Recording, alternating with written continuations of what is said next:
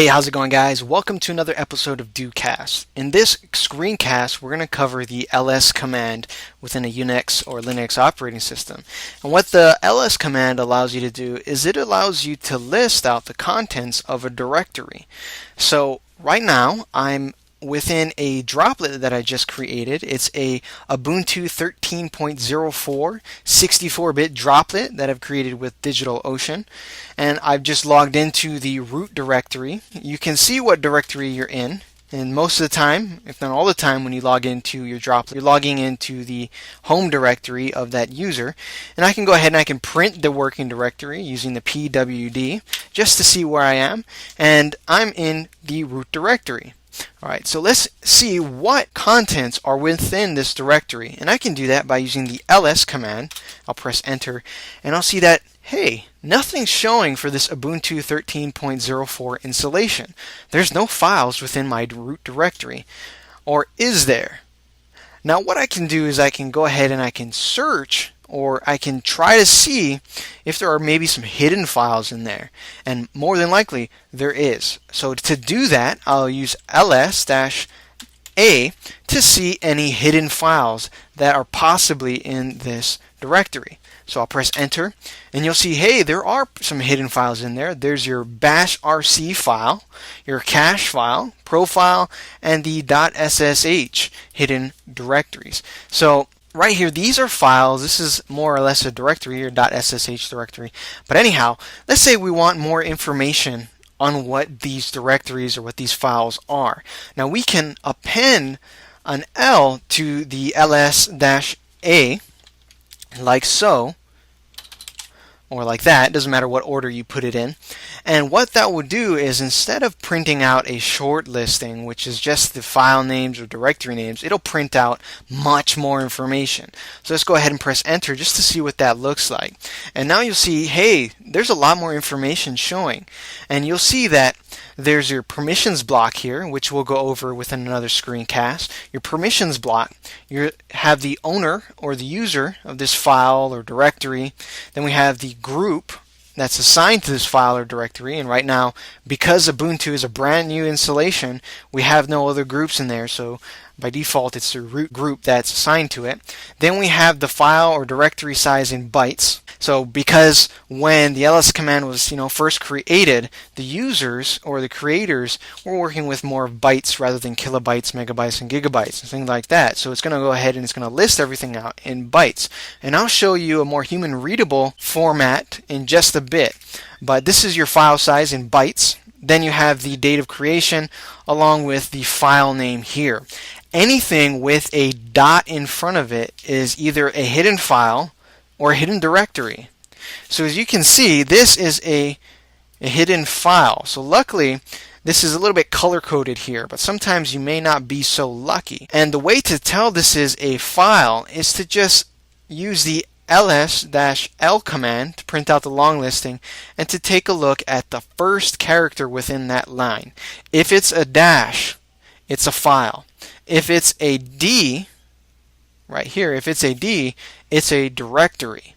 If it's an L, which you may see sometimes, that means it's a symbolic link. And the symbolic link, we can go over in another video. Let's say that we want to see the bytes within a more human readable format. And we can do that by appending an H to the ls-la command that we used earlier. So if we go ahead and put H, we'll see that, hey, it's no longer printing out in bytes.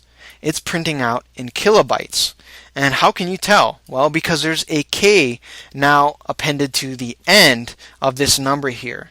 So if you're working with, megabytes or gigabytes, it's going to go ahead and put the appropriate M, G, or B in back of it. And that just allows you to read what's printed out in a more human readable, more modern day way.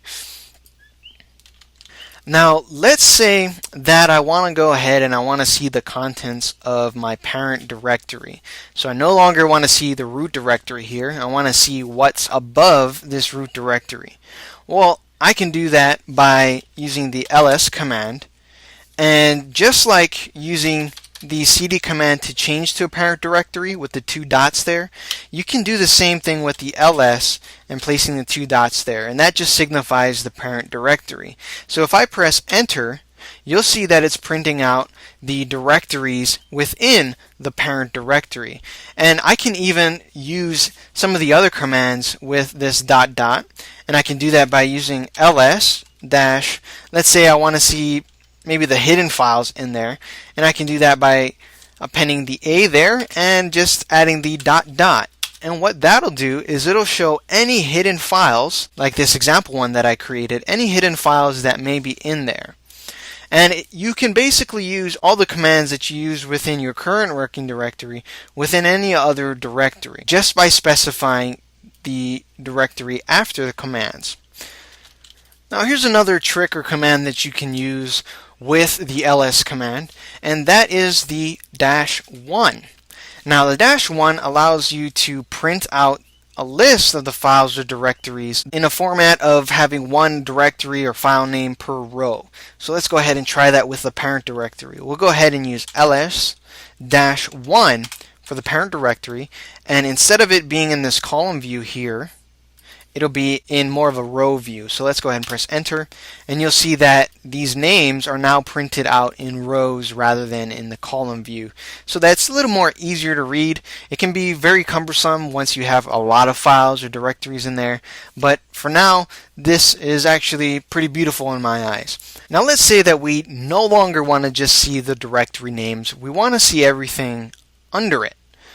Okay, so how do we do that? Well, we can use the recursive option with the ls command, and I'll go ahead and I'll use the ls-R for recursive, and I'll press space, and then I'll use it for the parent directory. Now I'm going to go ahead, and once I run this, I'm going to press Control C because it's going to just start listing everything out within these directories, and I just want to show you as an example.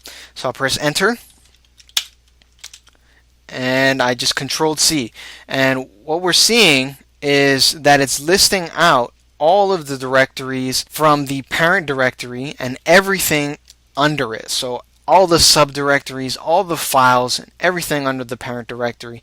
And if you're just doing it for a directory such as the parent, which has a lot of files and directories under it, it can be very, very, very cumbersome to go through all of this information.